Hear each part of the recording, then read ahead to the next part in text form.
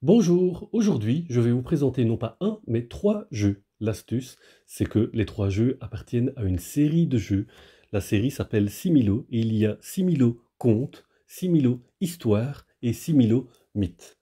Les trois jeux peuvent se pratiquer à partir de 7 ans, de 2 à 8 joueurs, et une partie dure une dizaine de minutes. On les enchaîne vraiment très facilement.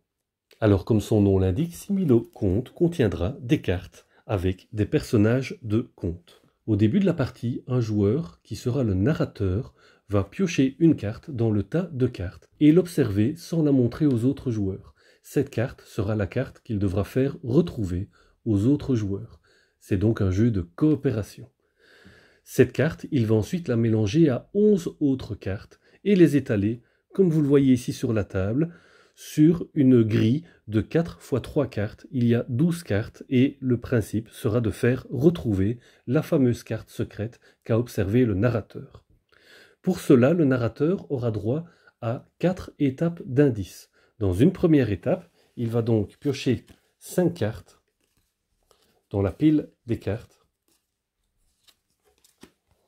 Il en choisira une qu'il pourra poser soit verticalement pour indiquer que le personnage qu'il montre a un rapport étroit avec le personnage que nous recherchons. Alors évidemment, ce rapport, on n'a pas le droit de l'indiquer. On ne sait donc pas si c'est parce que nous cherchons aussi une fille, ou si c'est parce que nous cherchons quelqu'un de gentil, ou une carte avec beaucoup de blanc, ou avec des fleurs. Il est impossible de pouvoir communiquer cette information-là. C'est aux autres joueurs d'essayer d'émettre des hypothèses par rapport à l'indice qui est donné. Dans une première étape, les joueurs vont devoir éliminer une carte parmi les 12.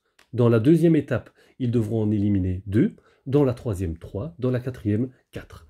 Si vous faites le compte, ça fait 10 en tout. Il en restera 2. Les joueurs devront éliminer une des 2 cartes qu'il reste. Et si on a trouvé la bonne carte, alors on a gagné tous ensemble.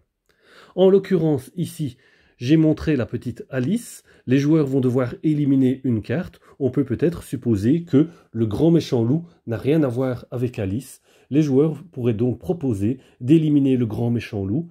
Et le narrateur serait probablement très content en disant « Vous avez éliminé une bonne carte. Maintenant, il va repiocher une carte et essayer de redonner un autre indice. » Il pourrait par exemple montrer le géant et montrer le géant couché à l'horizontale, ce qui signifie que la carte que nous recherchons n'a pas de relation avec le géant.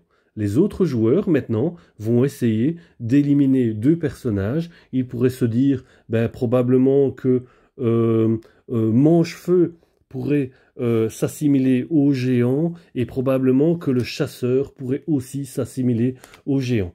Hein, comme je vous l'indique, à la deuxième étape, ce sont 2 personnages qu'il faut éliminer. Troisième indice, de nouveau un indice en positif ou en négatif par rapport à ce que nous recherchons. Quatrième indice, en positif ou en négatif avec ce que nous recherchons. Et puis une dernière carte à éliminer.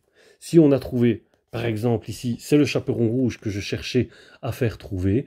Donc si les joueurs parviennent à trouver le personnage, c'est gagné. Vous connaissez donc déjà la règle de Similo Conte.